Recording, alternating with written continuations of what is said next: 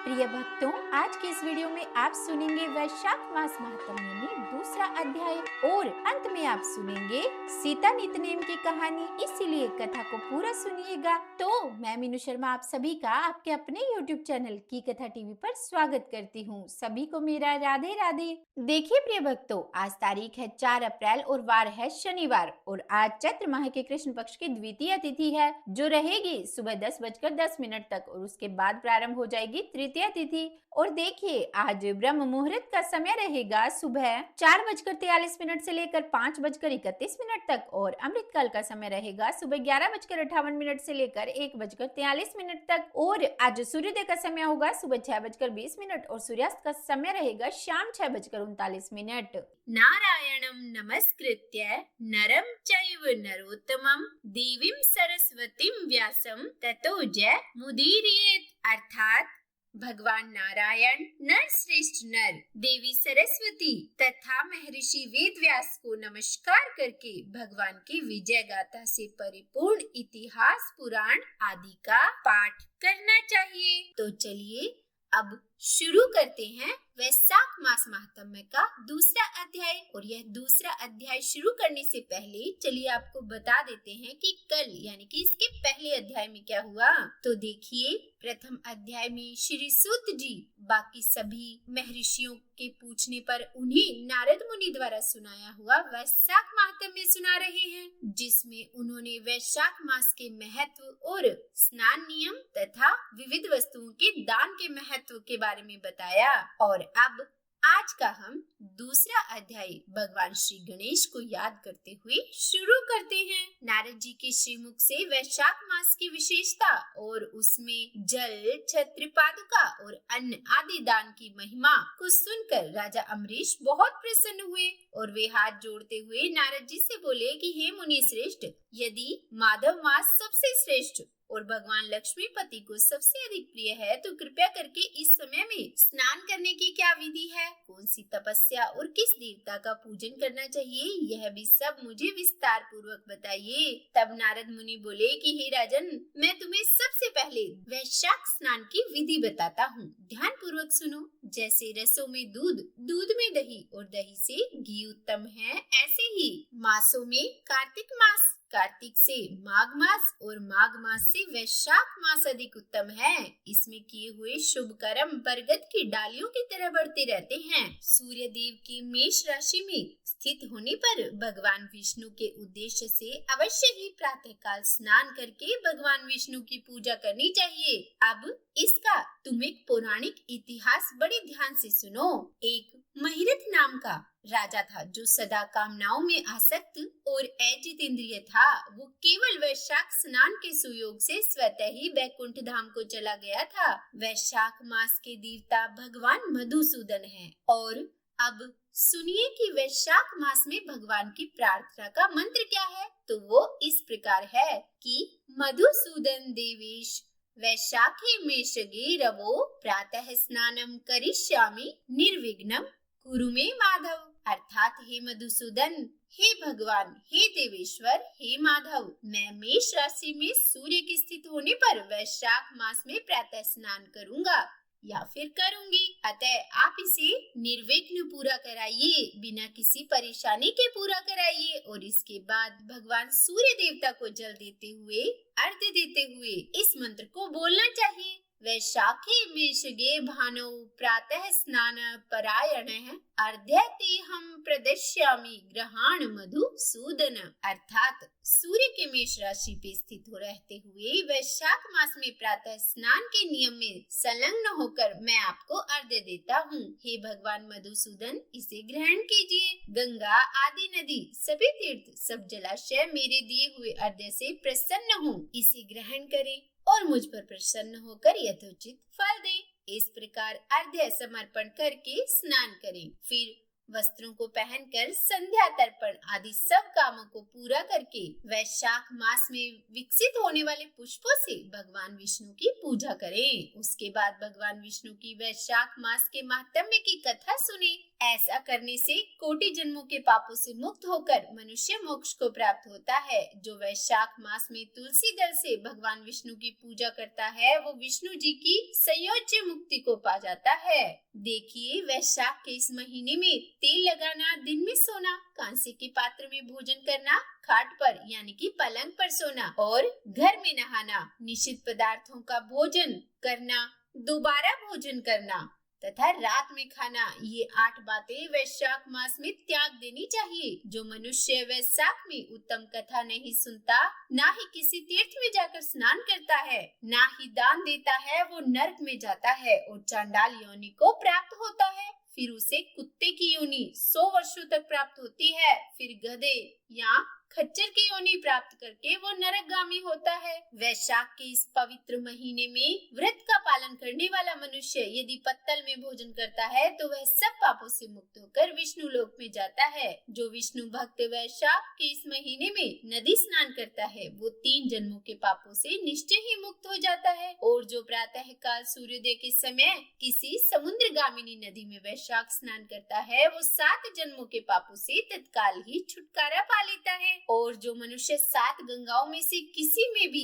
उषा काल में स्नान करता है वो करोड़ों जन्मों में उपार्जित हुए पापों से निसंदेह मुक्त हो जाता है। अब ये 7 गंगा कौन कौन सी हैं? तो देखिए, जानवी जिसे गंगा जी ही कहते हैं, वृद्ध गंगा है, गोदावरी, कालिंदी यानी यमुना, सरस्वती, कावेरी, नर्मदा और वेणी, ये 7 गंगाएं कही गई है। वैशाख मास आने पर जो प्रातः काल बावलियों में स्नान करता है उसके महापापों का नाश हो जाता है। कंद, मूल, फल, शाक, नमक, गुड़, बेर, पत्र, जल और छाछ, इनमें से जो भी चीजें वैशाख में दी जाती है वे सब अक्षय फल देने वाली होती है। ब्रह्मा आदि देवता भी बिना दिए हुए कोई वस्तु नहीं पाते। दान न करने से दरिद्रता आती है, इसीलिए सुख की इच्छा रखने वाले पुरुष को वैशाख के इस महीने में अवश्य ही दान करना चाहिए। जो कोई धन संपन्न ना हो, दरिद्र हो या पराधीन हो, उसे जो वस्तु मिल जाए वो ही ब्राह्मण को दान दे दे। जैसे कोई बड़ा मकान अच्छा, सुंदर और सब सामग्रियों से सजा हो मगर उस पर छत ना हो तो वो मकान शोभा नहीं पाता,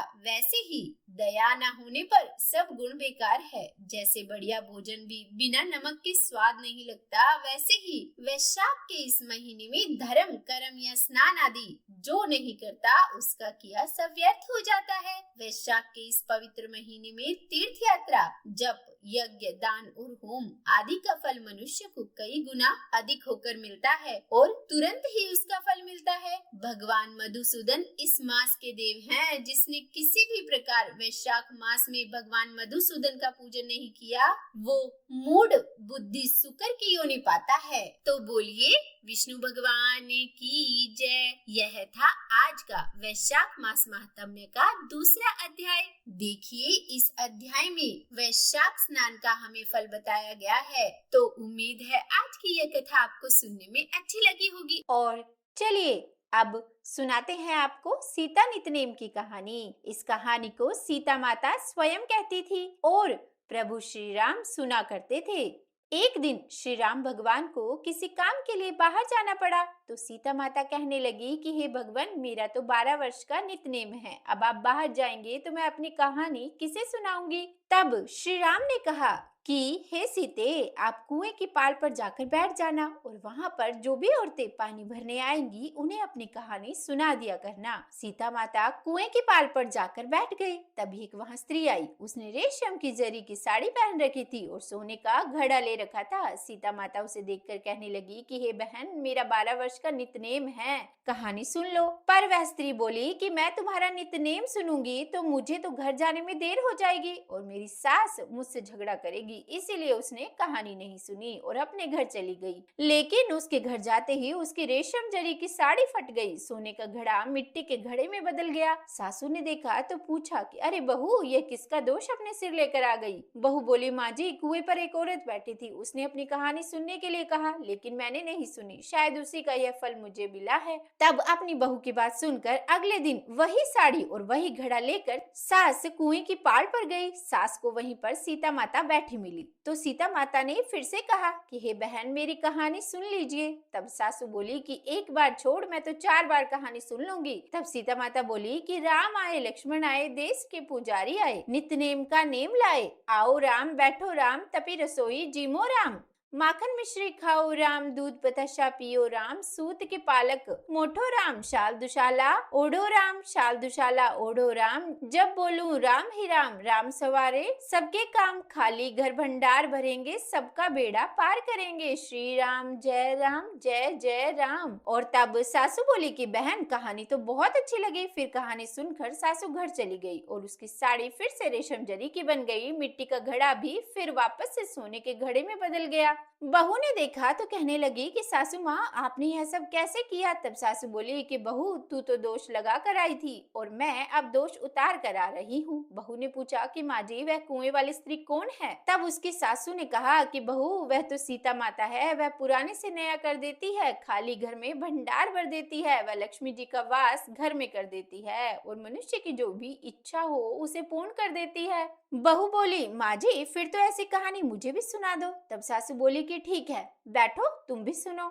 और फिर सास ने फिर से वही कहानी शुरू की। राम आए, लक्ष्मण आए, देश के पुजारी आए, नित नेम का नेम लाए, आओ राम, बैठो राम, तपी रसोई जीमो राम, माखन मिश्री खाओ राम, दूध बताशा पियो राम, सूत के पल का मोठो राम, शाल दुशाला ओढ़ो राम, शाल दुशाला ओढ़ो राम, जब बोलूं राम ही राम, राम सवारे सबके काम, खाली घर भंडार भरेंगे, सबका बेड़ा पार करेंगे, बोलो श्री राम जय जय राम। और फिर कहानी सुनकर बहू बोली कि माँ जी, कहानी तो बहुत अच्छी है। सासू ने कहा, हाँ ठीक है, अब से हम भी इस कहानी को रोज किया करेंगे। और अब सासू बहू रोज सवेरे उठती, नहाती धोती और पूजा करने के बाद नित्यनेम की सीता माता की कहानी कहती। एक दिन की बात है, उनके यहाँ पड़ोस की एक औरत आई और बोली कि बहन, जरा सी आँच तो देना। तो बहू बोली कि आँच तो अभी हमने जलाई ही नहीं। पड़ोसन बोली, तो फिर तुम सुबह 4 बजे से उठकर कर क्या रही हो? तो उन्होंने कहा कि हम तो सुबह सुबह उठकर पूजा करते हैं और फिर सीता माता की नित्य नेम की कहानी कहते हैं। पड़ोसन ने उनकी बात सुनकर फिर कहा कि सीता माता की कहानी कहने से तुम्हें क्या फल मिला? तब वे दोनों बोली कि सीता माता की कहानी कहने से घर में भंडार भर जाते हैं, सारे काम पूर्ण हो जाते हैं, मन की इच्छा भी पूरी हो जाती है। तब पड़ोसन ने कहा कि बहन, अगर ऐसा है तब तो मुझे भी वो कहानी सुना दो। तो बहू बोली कि ठीक है, तुम भी ये कहानी सुन लो। और बहू ने सुनाना शुरू किया। राम आए, लक्ष्मण आए, देश के पुजारी आए, नित नेम का नेम लाए, आओ राम, बैठो राम, तपी रसोई जीमो राम, माखन मिश्री खाओ राम, दूध बताशा पियो राम, सूत के पल का मोठो राम, शाल दुशाला ओढ़ो राम, शाल दुशाला ओढ़ो राम, जब बोलू राम ही राम, राम संवारे सबके काम, खाली घर भंडार बनेंगे, सबका बेड़ा पार करेंगे, श्री राम जय जय राम। और फिर पड़ोसन ने इस कहानी को सुना तो कहने लगी कि बहन, कहानी तो बहुत अच्छी लगी। अब वह पड़ोसन भी नित्य नेम सीता माता की कहानी कहने लगी। कहानी कहने से सीता माता ने पड़ोसन के भी धन के भंडार भर दिए। देखते ही देखते अब तो पूरे मोहल्ले में नित्य नेम की कथा चल पड़ी और हर किसी की मनोकामनाएं पूर्ण होने लगी। हे सीता माता, जैसे आपने उन सभी के भंडार भरे, वैसे ही हमारे भी भरना। कहानी कहने वाले, सुनने वाले और हुंकार भरने वाले सबके भरना।